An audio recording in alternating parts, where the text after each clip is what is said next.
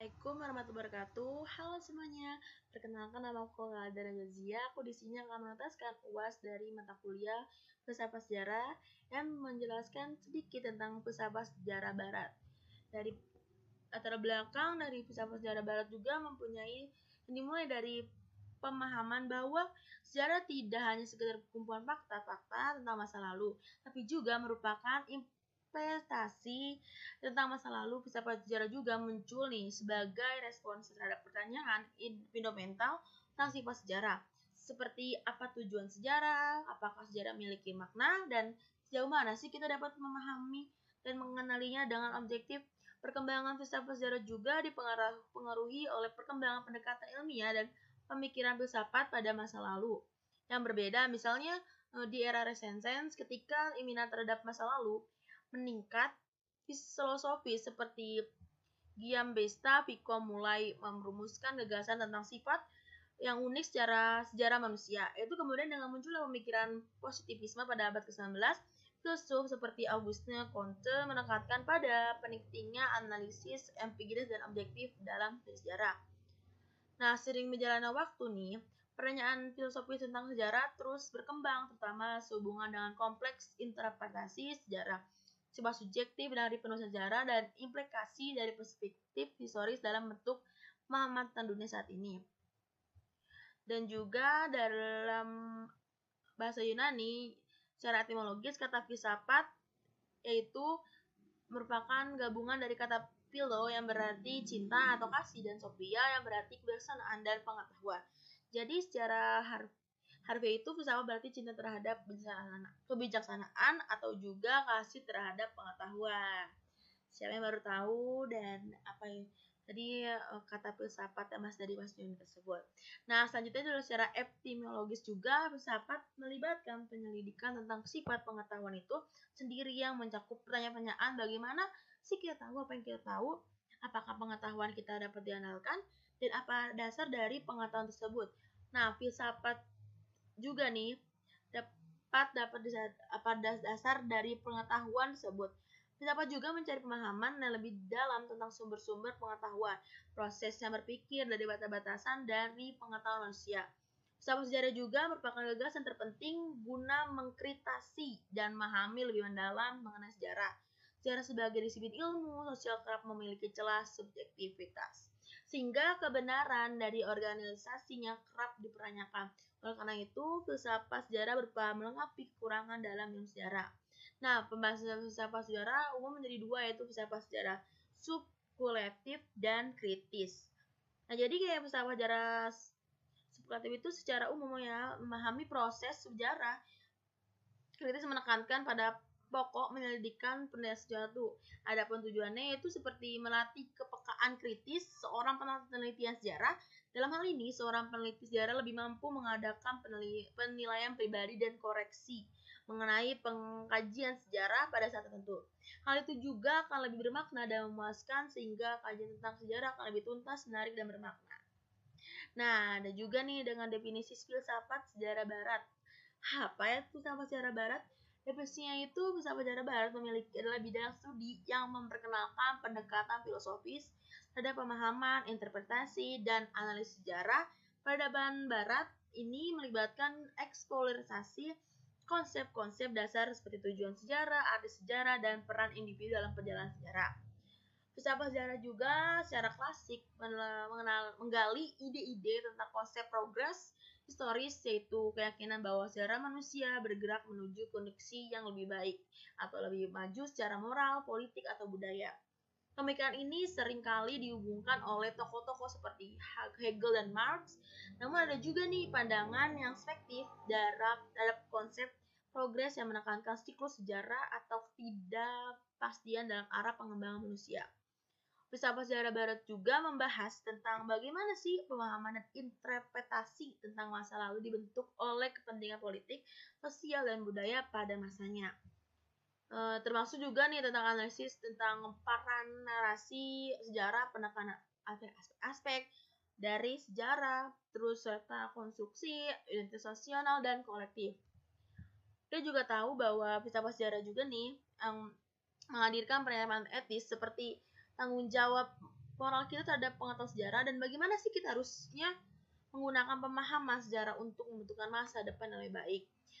Secara keseluruhan filsafat sejarah juga nih ya, upaya untuk memahami dan menganalisis sejarah peradaban barat dan menggunakan kerangka berpikiran filosofis itu mengeksplorasi implikasi filosofis dari interpretasi dan penafsiran sejarah. Ada juga nih menurut para ahli yaitu seperti teori Hegel yang filsafat sejarah ini memiliki beberapa konsep nih kayak kunci yang mencakup pemahaman tentang perkembangan historis dan perjalanan menuju kesempurnaan. Hegel juga memandang sejarah sebagai proses dialektis dan terus bergerak menuju realisasi kebebasan mutlak. Terus juga ada konsep progres dari Hegel dan Marx itu. Hegel meyakini bahwa sejarah adalah perjalanan menuju kesempurnaan atau aktualisasi potensi moral dan intelektual manusia. Menurutnya itu, sejarah adalah perjalanan menuju pemahaman yang lebih baik tentang kebenaran dan kebebasan yang tercermin dalam pengembangan institusi politik dan sosial. Peran negara nih, menurut Hegel memberikan peran penting dalam negara dan perkembangan sejarah. Baginya itu negara antusias yang memiliki keberadaan sip, dan moral. Dan negara ideal bagi Hegel adalah tempat di mana individu yang terjadi dan mencapai potensi tersebut. Ada juga nih guys, menurut teori Karl Marx itu sejarah barat menekankan aspek ekonomi dan konflik kelas dan perjalanan sejarah. Seperti materialisme historis, Marx memperkenalkan konsep materialisme historis. Ada juga menurut teori Arnold Toynbee yaitu filsafat sejarah barat mencakup konsep-konsep yang mengarah pada pemahaman dinamika peradaban dan perjalanan umat manusia melalui proses historis. Seperti siklus peradaban yang Toynbee itu memandang sejarah sebagai rangkaian siklus peradaban yang berkembang, menurun dan kemudian mungkin mengalami regenerasi atau kebangkitan. Terus juga tantangan respon yang Toynbee ini memiliki itu kayak konsep utama dan pemikiran Toynbee itu bahwa peradaban muncul sebagai tanggapan terhadap tantangan yang dihadapi oleh masyarakat. Tanggapan ini dapat berupa inovasi budaya, politik, atau teknologi yang memungkinkan peradaban untuk bertahan atau berkembang. Pola pertumbuhan dan kematiannya, Toynbee mengidentifikasikan pola umum dalam pertumbuhan kemudian peradaban, masuk fase-fase di mana pertumbuhan, penyesuaian, Tuhan dan kemungkinan kembali. Ia melihat peradaban sebagai entitas hidup yang memiliki siklus kehidupan yang mirip dengan siklus kehidupan biologis. Ada juga nih dengan konsep-konsep Toynbee tentang filsafat barat menekankan pentingnya melihat sejarah sebagai proses dinamis yang melibatkan interaksi antara peradaban serta memahami pola siklus peradaban dan para tangan dalam perkembangan masyarakat. Menurut Spengler, filsafat sejarah barat mencakup pemahaman tentang siklus peradaban yang berkembang dan kemudian merosot. Oswald Spengler dalam karyanya yang berjudul The Decline of the West menyajikan pandangan tentang sejarah dengan fokus pada gagasan tersebut. Teori yang Spengler peradaban itu meyakini bahwa sejarah manusia terdiri dari rangkaian peradaban lahir, berkembang, penyampaian puncaknya, kemudian merosot dari mati. Ia berpendapat bahwa setiap peradaban memiliki siklus kehidupan sendiri yang tidak dapat diubah, mirip dengan siklus kehidupan organisme biologis.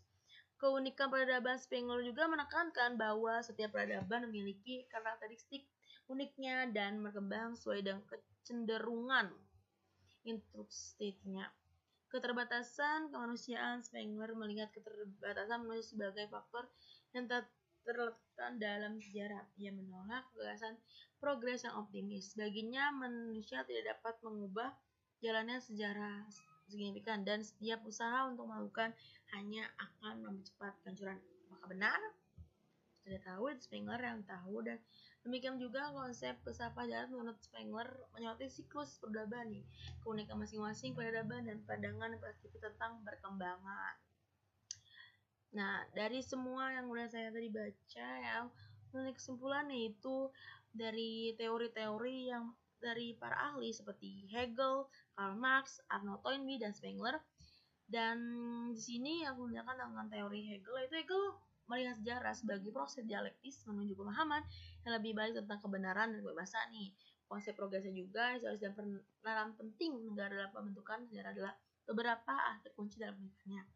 Menurut Karl Marx ini menekankan peran ekonomi dan kompleks kelas dalam penjelasan sejarah. Konsep materialisme, historis, revolusi proletar, dan menganalisis konflik antara kelas-kelas sosial mengembangkan elemen utama dalam pemikirannya.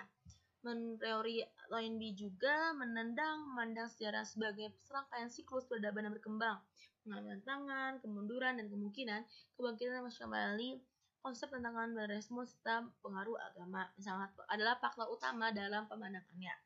Yaitu dari Spengler itu memiliki pandangan tentang sejarah sebagai serangkaian siklus peradaban yang memiliki keunikan sendiri dan mengalami kemunduran yang tak dihindarkan. Secara keseluruhan, meskipun masing-masing teori ini memiliki pendekatan yang berbeda, mereka semua berusaha untuk memberikan pemahaman yang lebih baik dalam dinamika sejarahnya sendiri. Dan Hegel dan Marx menekankan peran progres dan konflik, sementara Toynbee menyoroti siklus peradaban dan pengaruh agama seperti Spengler menyoroti keunikan peradaban dan siklus kemunduran yang tak terhindarkan. Itu dia sedikit tentang filsafat sejarah barat yang saya jelaskan, dan mohon maaf untuk kurang lebihnya yang saya tidak bisa menjelaskannya. Sekian dari saya, bye bye.